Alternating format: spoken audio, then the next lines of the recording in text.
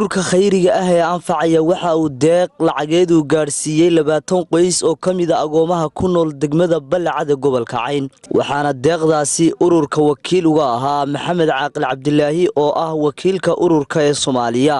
odayaasha waxgaradka culimada iyo qaybaha kala duwan ee degmada Balcad ayaa u mahad celiyay ururka anfac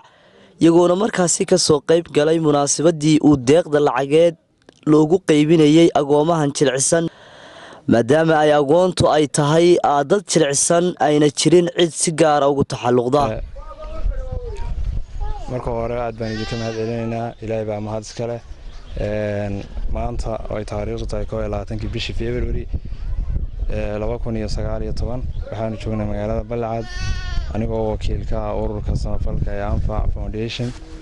waxaan u joognaa barnaamijka caawinta agoomaha barnaamijkaas oo aan ugu talagalay hadii Ilaahay ka dhigo in aanu lagu caawiyo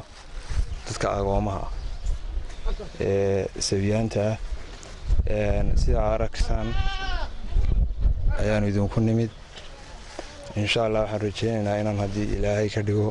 si joogto ah idinku soo noqono manaha kulli markii uu horeysay aanu idin imaadno hawlaha samafalkan aan idinku nimaadno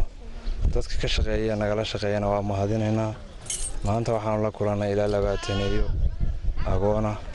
oo isugu jira wiilal iyo hablo waxaanu ku talagalay inaan xogtooda helo isla markaana aanu ka farxino ilaahay baa mahad iska leh subhanahu wa ta'ala waxaan insha Allah ta'ala halkan ka ogeysiinaynaa ururka anfac iyo dadka muslimiinta ah inay ka qayb qaataan agoonta caawinteeda iyo maartay sidii loo daryeeli lahaa agoonta ilaahay baa subhanahu wa ta'ala quraanka meel badan kaga waramay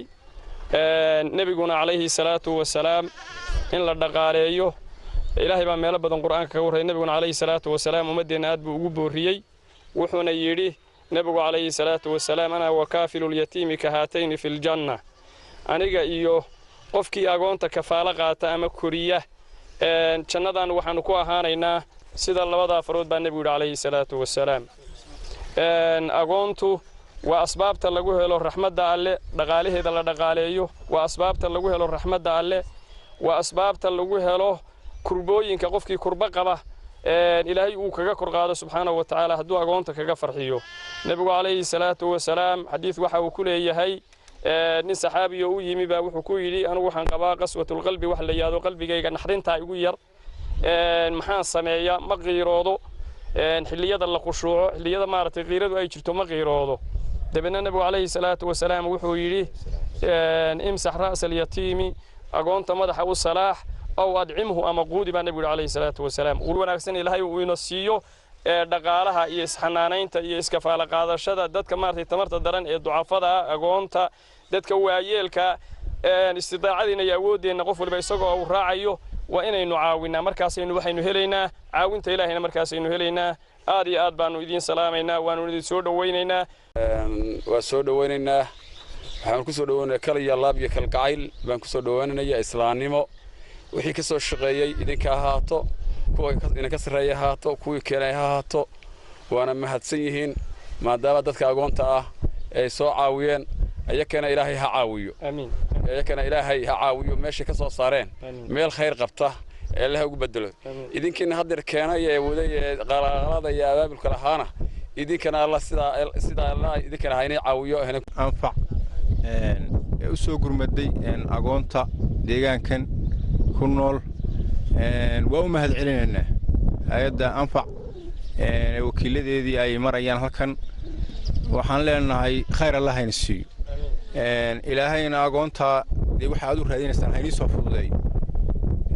وحن كلهم مهد علينا صحافة دا ومر والباقي إذا لفتيد وكشق يسا ما رتين يدتك واحد شلعسن يا واحد ديجان ككشر أي اسكت بسه waxaan marka ugu horeysa u mahad celinaynaa soo dhaweynaa hay'adda anfac iyo waxa laalay wixii ka soo shaqeeyay sidii odayaashii horeba sheegeen ama qurba joog ha ahaato ama ganacsato ha ahaatee waxa laalay wixii ka soo shaqeeyay iyo kuwa haddeer ku howlanba sidii odayaashii hore sheegeen waanu soo dhaweynaynaa. maaha markii ugu horeysay ee ururka anfac uu deeqa noocan oo kale uu soo gaarsiiyay degmada Balacad ee gobolka Cayn waxaana ururku yahay mid ay ka go'an tahay sidii uu qayb uga noqon lahaa horumarka deegaanada guud ahaan degmada Woodward iyo kuwa hoos taga ka qayb qaadashada arrimaha khayriga ah oo uu yahay mid markasta gacanta ku haya. Sakariya Maxamed Ciise Wadani wararka telefishinka Soomaali News Balacad.